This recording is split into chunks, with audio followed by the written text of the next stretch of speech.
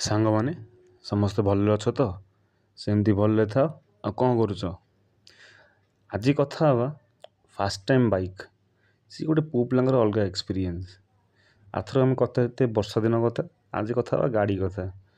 ଗାଡ଼ି ଗୋଟେ ମାନେ ଅଲଗା ପ୍ରକାର ଜିନିଷ। ଏଇଟା କାହା ପାଇଁ ମେସିନ୍ ହେଇଥିବ, କିନ୍ତୁ ପୁଅମାନଙ୍କ ପାଇଁ ଏଇଟା ଗୋଟେ ମାନେ ଜିଅନ୍ତା ମଣିଷ, ସାଙ୍ଗ ସହିତ ଯେମିତି। ଗାଡ଼ି ଆମମାନଙ୍କ ପାଇଁ ସିଏ ଗୋଟେ ମାଣ୍ଡୁ ସହ ସମାନ। ମାଣ୍ଡୁ ନଥିଲେ ଚଳିବ, କିନ୍ତୁ ଗାଡ଼ି ଜୀବନ ନିହାତି ଦରକାର।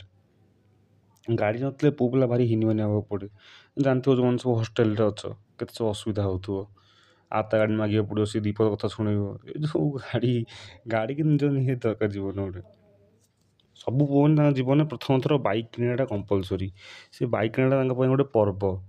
ସେଇଟା ଗୋଟେ ଅସମ୍ ଏକ୍ସପିରିଏନ୍ସ ତାଙ୍କ ପାଇଁ। ସମସ୍ତେ ଟିକେ କମେଣ୍ଟ କରି ଜଣାଇବ ଯିଏ ରିସେଣ୍ଟଲି ବାଇକ୍ କିଣିଛ। ଆଉ ଯିଏ 18 ବର୍ଷର ଡିଏଲ୍ ବାର୍ କରିକି ଯିଏ ରିସେଣ୍ଟଲି ଏବେ ନୂଆ ବାଇକ୍ କିଣିଛ, ସେମାନେ ଲାଇକ୍ ସହ କମେଣ୍ଟ ଟିକେ କର, ଦେଖିବା କେତେ ଜଣ ନୂଆ ବାଇକ୍ କିଣୁଛନ୍ତି। ଟିକେ ଜଲ୍ଦି ଜଲ୍ଦି କରିଦେବ ତାକି ଗାଡ଼ି କିଛି ନ ହେଇଯାଉ। ନୂଆ ବାଇକ୍ କିଣିବାଟା ଗୋଟେ ମହାଭାରତ ଯୁଦ୍ଧରୁ କମ୍ ନୁହେଁ। ମାନେ ଘରଠୁ ନେଇକି ବାହାର ପର୍ଯ୍ୟନ୍ତ ସାଙ୍ଗମାନେ, ସୋରୁମ୍ର ସେଲ୍ସମ୍ୟାନ୍, ସିଏ ଗୋଟେ ସମସ୍ତଙ୍କ ପାଇଁ ଗୋଟେ ଯୁଦ୍ଧ କରି ଯିବାକୁ ପଡ଼ିବ ଗାଡ଼ି କିଣିବାକୁ। ଆଗ ତ ଘର ଲୋକ, ତାପରେ ସାଙ୍ଗ, ତାପରେ ସେଲ୍ସମ୍ୟାନ୍, ତାପରେ ଫାଇନାନ୍ସ ବାଲା, ଆଉ ଆଜିକାଲି ପୁଣି ୟୁଟ୍ୟୁବ୍ ଭିଡ଼ିଓ ରିଭ୍ୟୁ ବାହାରିଲାଣି। ଏତିକି ଦେଖିଲା ପରେ ଗୋଟେ ବାଇକ୍ କିଣି ହେବ। ଗୋଟେ ପୁଅ ପିଲା ତା'ର 3ଟା ଡ୍ରିମ୍ ଥାଏ। ଗେସ୍ କର କମେଣ୍ଟରେ କ'ଣ? ଛାଡ଼, ମୁଁ କହିଦେଉଛି। ଗୋଟେ ହେଉଛି ଗୋଟେ ଭଲ ଜବ୍, ଆଉ ଗୋଟେ ଭଲ ବାଇକ୍, ଆଉ ଗୋଟେ ଭଲ ଝିଅ ଯାହାକୁ ସେ କେବେ ପଟେଇ ପାରିବେନି, କି ତାଙ୍କ ବାଇକ୍ରେ ସେ କେବେ ବସିବନି। କିନ୍ତୁ ଗୋଟେ ସ୍ୱପ୍ନ ଥାଏ ଆଉ। କିନ୍ତୁ ଯାହା କୁହ, ପୁଅ ପିଲାଙ୍କ ଜୀବନରେ ଯେଉଁ ଫାଷ୍ଟ ବାଇକ୍ଟା ଆସେ ଆଉ ଯେଉଁ ଫାଷ୍ଟ ଝିଅ ଆସେ, ଦୁଇ ଜଣ ସମସ୍ତେ ପୁରା ଏକା ଭଳିଆ। କେମିତି? ଦୁଇ ଜଣ ଯାକ ତୁମକୁ ଭାଙ୍ଗିବେ, ଶିଖେଇବେ, କନ୍ଦେଇବେ, ଆଉ ପକେଟ୍ ଖାଲି କଲା ଭଳିଆ କାମ ସବୁ କରିକି ପଳେଇବେ ତୁମ ଜୀବନରୁ। ଏବେ ରିସେଣ୍ଟଲି ମୋ ସାଙ୍ଗ ଗୋଟେ ନୂଆ ବାଇକ୍ କିଣିଲା। ସେ ବାଇକ୍କୁ ସେ କିଣିବା ପୂର୍ବରୁ 2 ମାସ ହେଲାଣି ବାଇକ୍ର ଏମିତି ଫିଲ୍ ନେଉଛି ସତେକି ଯେମିତି ଏଇଟା ତା'ର ଫାଷ୍ଟ ରିଲେସନସିପ୍। ନୂଆ ବାଇକ୍କୁ କିଣିଲା ବେଳେ ଲାଗେ ଯେମିତି ତା'ର ଗୋଟେ କ'ଣ ନୂଆ ଏକ୍ସପିରିଏନ୍ସ ହେଉଛି। କିନ୍ତୁ ଫାଷ୍ଟ ବାଇକ୍ କିଣି ସାରିଲା ପରେ ଯେଉଁ ପେଟ୍ରୋଲ ଖର୍ଚ୍ଚ, ମେଣ୍ଟେନାନ୍ସ, ସେମାନେ ମିଶିକି ଯେଉଁ ନଚାନ୍ତି, ସେଇଟା ମାନେ ଅନବିଟେବୁଲ୍।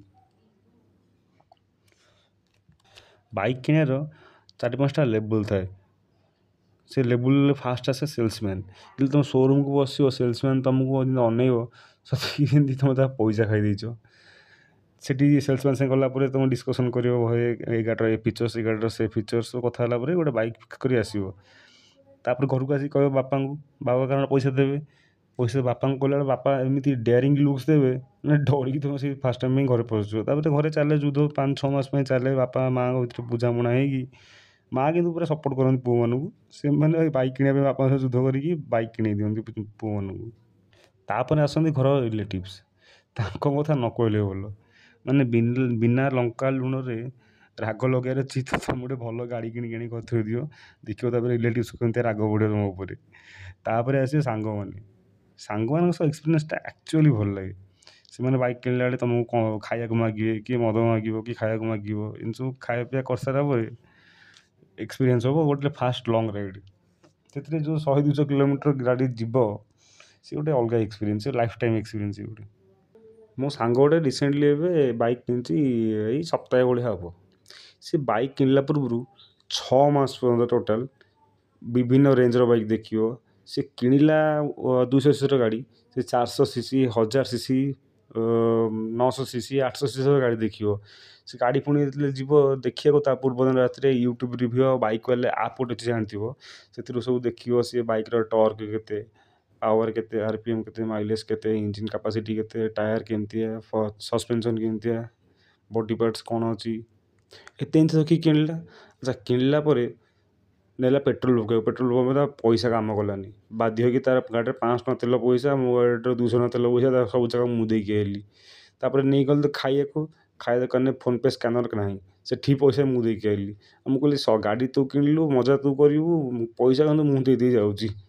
ସେଦିନ ସରିଲା।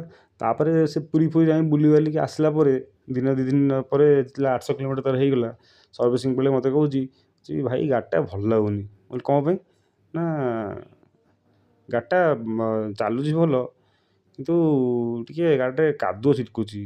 ମୁଁ କହିଲି ଏବେ ତୁ ଏତେ ଜିନିଷ ଦେଖିକି କିଣିଲୁ ଗାଡ଼ିରେ କାଦୁଅ ଛିଟକୁଛି ତା ବୋଲି କଣ ଗାଡ଼ିଟା ଭଲ ନୁହେଁ? ସେ ମୋତେ କହୁଛି ନା ନାଇଁ ନାଇଁ ସେମିତି ନୁହେଁ ଯେ କିନ୍ତୁ ଗାଡ଼ିଟା ତ ଭଲ ଲାଗୁନି ଆଉ। ମୁଁ କହିଲି ଭାଇ ଶୁଣୁ ମୋତେ କହନା, ତୁ ତୋର ଯାହା କରୁଛୁ କର।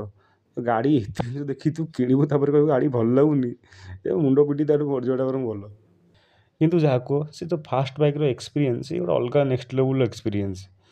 ଦୟାକରି ସମସ୍ତେ ଧୀରେ ସୁସ୍ଥେ ଦେଖି ଚାହିଁ ଗାଡ଼ି ଚଲେଇବ। ଫାଷ୍ଟ ବାଇକ୍ ସିଏ ମାନେ ଯାହା କୁହ ସିଏ ଗୋଟେ ନିଆରା ଜାଗା।